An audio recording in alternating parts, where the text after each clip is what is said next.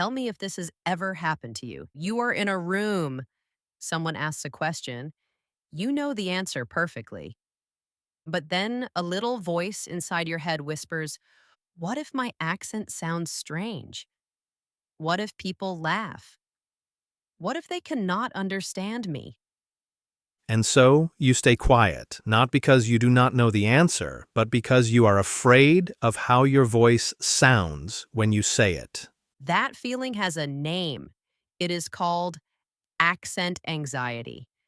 And it is one of the most invisible but powerful things stopping English learners from speaking today. And today we are going to talk about it honestly, where it comes from, why it is not your fault, and most importantly, why your accent is not the problem you think it is. Welcome to Easy English Learning. I'm Balin. And I'm Clive. This episode might just change the way you hear your own voice forever. Let's get into it. Clive, I'd like to begin with a sincere question. Have you ever felt embarrassed by how you sound when you speak another language? Honestly, yes. Many times. I remember the first time I tried speaking in a second language in front of a group of people. I opened my mouth, said 2 words, and immediately felt every eye in the room on me. I thought everyone was focusing on my accent rather than what I was actually saying. That is such a relatable feeling. So, what did you do in that moment? I did what most people do. I shortened my sentences. I used simpler words. I basically shrank myself to feel less exposed.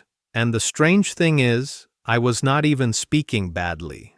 I was just terrified of sounding different. Sounding different, that is the heart of accent anxiety right there. And I think what is interesting is that most learners believe their accent is a weakness, but the truth is actually the complete opposite.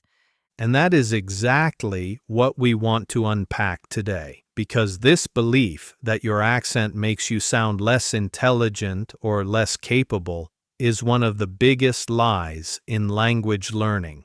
Clive, let me ask you this. What actually is an accent? Because I think a lot of people misunderstand what it means. That is a great place to start. An accent is simply the unique way a person pronounces words based on where they grew up, what language they learned first, and what sounds their mouth was trained on from childhood. Every single person on this planet has an accent, including native English speakers. So there is actually no such thing as speaking English without an accent? Exactly right. A person from London sounds different from a person from New York. A person from New York sounds different from a person from Australia. They all have accents. The idea of a perfect accent-free English simply does not exist. So when a learner says, I am ashamed of my accent, they are actually comparing themselves to a standard that does not even exist. Precisely, and there is a beautiful metaphor for this. Think of English like a river. Water from different mountains flows into the same river. The water from each mountain has a slightly different temperature, a slightly different color, a slightly different path, but it is all water. It all belongs in the river. Your accent is where your water comes from, and the river is richer because of all those different sources. That is a really beautiful way to think about it. So the question is not, how do I remove my accent? The real question is, how do I speak clearly enough to be understood? And that is a completely different goal. Clarity and accent are not the same thing. You can have a strong accent and still be perfectly clear. You can be understood completely while still sounding like where you come from. And honestly, that is something to be proud of, not ashamed of. There is a great idiom that fits here. Your roots show your strength. It means the place you come from, the journey you have taken. Those things do not make you weaker. They are actually the most interesting thing about you. Belen, I know you have a story that really speaks to this topic. Can you share it? Yes. And I think this one will hit very close to home for a lot of our listeners. Meet Diego. He is 31 years old, originally from Colombia, and has been living in Canada for 2 years. His English is genuinely good, strong vocabulary, solid grammar, and he understands almost everything around him. So he sounds like someone who should feel confident speaking. What was holding him back? His accent? Diego had a strong Colombian accent, and he was deeply ashamed of it. Every time he spoke at work, he would rush through his sentences, trying to finish quickly before anyone could focus on how he sounded. He avoided phone calls completely. He would send emails instead of walking to a colleague's desk to speak, even when the desk was 5 meters away. That is such a specific detail. Avoiding a desk 5 meters away. It shows how much energy accent anxiety can take from a person. It really does. And Diego told us something that stayed with me. He said, I felt like my accent was a wall between me and other people. Like no matter what I said, they would only hear the wall. A wall between him and other people. That is incredibly honest. So what changed for him? The change came from an unexpected place. One afternoon, his Canadian manager pulled him aside after a team meeting. Diego immediately thought he'd done something wrong, but his manager said, Diego, I just want to say, when you speak, people listen. Your accent gives your voice a quality that stands out. Do not rush.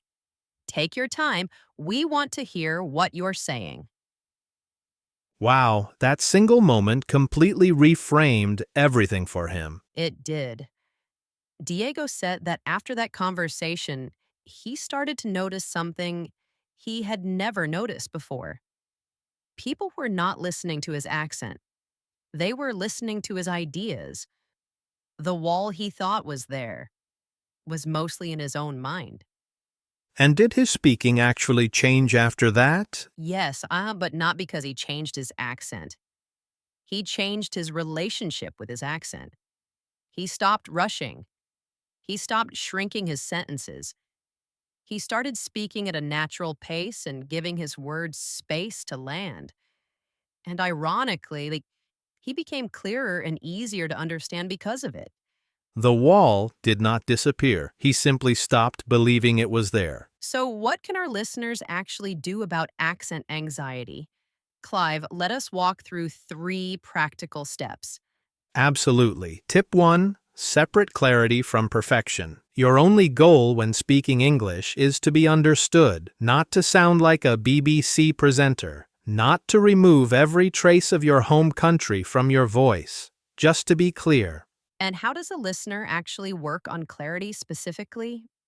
The most effective way is to slow down. Most accent anxiety makes people speak faster. They want to finish before anyone judges them. But speed actually makes accents harder to understand, not easier. When you slow down, your words have space. Your listener can follow you, and you feel more in control of what you are saying. Practice speaking one sentence at a time with a deliberate pause after each one.